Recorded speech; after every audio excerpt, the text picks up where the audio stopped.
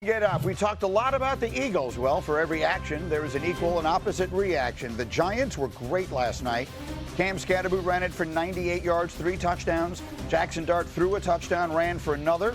And after the game, the quarterback talked about changing the narrative.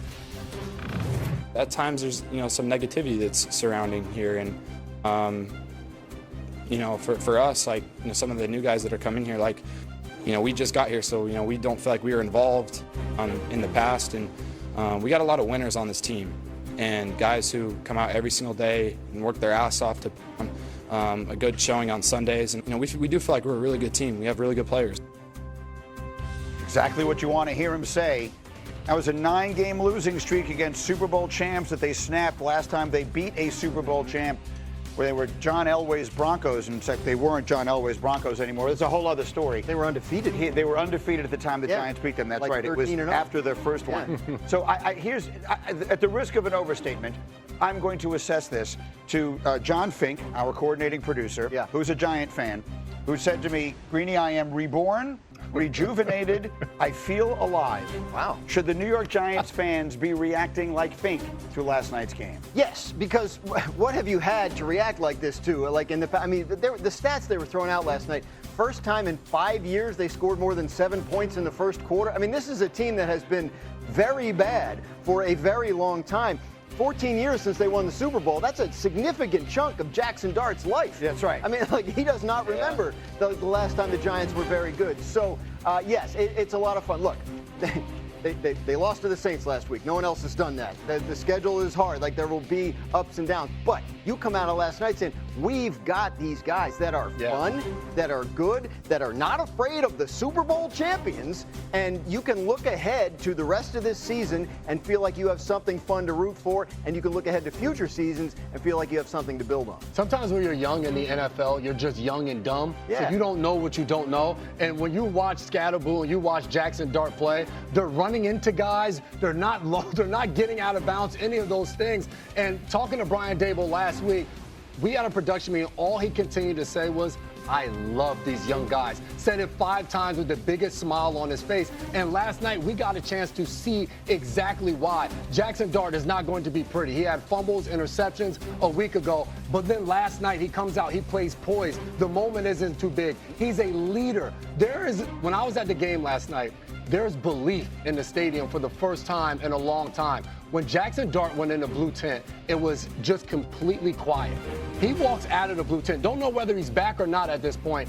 The entire stadium erupted because they know how special and how much he means to this organization right now of what he's been able to do in the last 3 weeks. Harry, you've got tape of Jackson Dart. Yeah, I'm blown away because he's so cool, calm, and collected. You talk about a guy being poised when he's in the pocket, no matter if it's defender players around him or not. And this first play is 3rd and 8. 3rd and 8 situation. You have all-pro linebacker Zach Bond. He is spying Jackson Dart, so they know that they have to have someone to account for him.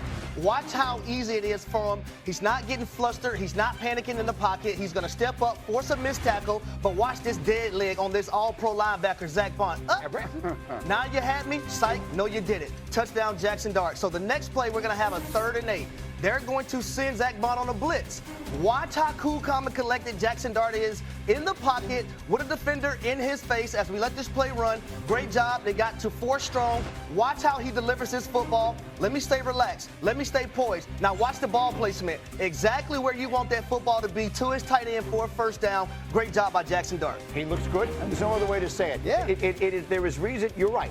When you're playing a young player like this, all these young guys, you're going to have bad weeks. Yeah. You're going to have bad games. If I'm a fan of that team, I'm totally willing to live with that. Absolutely. You're giving me hope and things to be excited about, and that, I think, is the right way to feel. It's positive energy. There has not been any of that around this franchise in so long that you're just looking for something. So yes, Jackson Dart, if you're gonna fumble, if you're gonna make a bad decision, if you're gonna take a bad sack, there's a lot of season left. We know that's going to happen. But what he showed last night, I mean, You're a Giants fan. You walk in there like, this place is half Eagles fans again. Like, I'm so sick of this, right? And John Fink, I'm sure, watching the game the same way, right? Like just something to hold on to and give you that hope and that energy going forward. The last thing I'll add is we've continued with Brian Daboll, and we've questioned his job security. I want to give him and Mike Kafka, the offensive coordinator, a ton of credit because the plan they put together with Jackson Dart, running a lot more two tight end sets, running the ball to Scatterbull, and taking a lot off of his plate and allowing him to play free,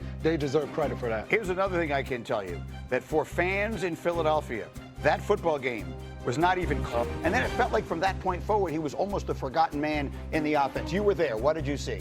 You see, and after the game, both Saquon and you heard Lane Johnson talk about whether the offense is predictable or not. You just talked about D. Wood. They don't have an identity. It's time to start asking the question, why? Kevin Patullo's been in the NFL for a while now. He hasn't been a play caller, but he's been in the NFL. If this offense is predictable, is that because they don't believe in the quarterback to be able to open the offense more? Is that because they believe this is the best shot to be productive on the offensive side of the ball? These are intelligent coaches that have found ways to win games. Nick Sirianni is still on the staff. Why are they not doing more offensively? Why is the play action not working? Why are they not able to run the ball?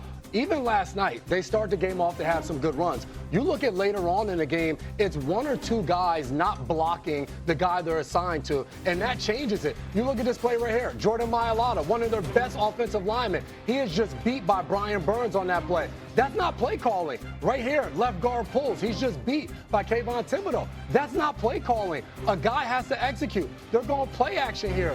The fake between Jalen Hurts and Saquon Barkley does absolutely nothing. So no one's open. So when you're watching this offense, it's more than just it's predictable. Guys aren't executing. Guys are relying on to be their stars.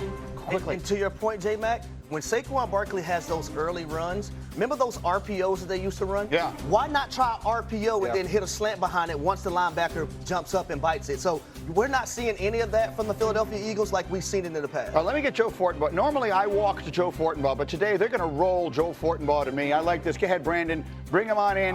Bring Fortenbaugh into the. Look at Brandon just moving people around. Joe Fortenbaugh is our betting expert extraordinaire. B, he is from Philadelphia, so he's cranky this morning. I warn you ahead of time. Right. Joe, what do you have? Giants blue on. First off, you missed a great joke on the tush push right there. That's exactly what we're doing. That's a good point. Now, based on everything we just talked about, best way to look at betting the Philadelphia Eagles would be to miss the playoffs. It's at a price of plus 250. Now, I want you to think about this. Plus 250, what does that mean?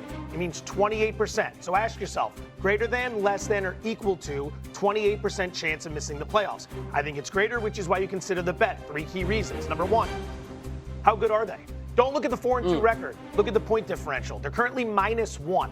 Through 6 games, they've been outscored by the opposition. For comparison's sake, Arizona is +7. That's a team we've laughed at all week long, and they've got a better point differential than Philadelphia. Number 2, remaining strength of schedule. For Baltimore, it gets easy. That's a reason to buy in. For Philadelphia, it's the 6th hardest in the NFL. Number 3, potential dysfunction. Obviously, you know what's going on behind the scenes. We don't know how big it is, but that's something that can kill any sort of rally from the troops. That's something awesome all the way around. That's something I want to talk to my players about today. When you have a meeting amongst the 3 heads of state, I'm not even sure how to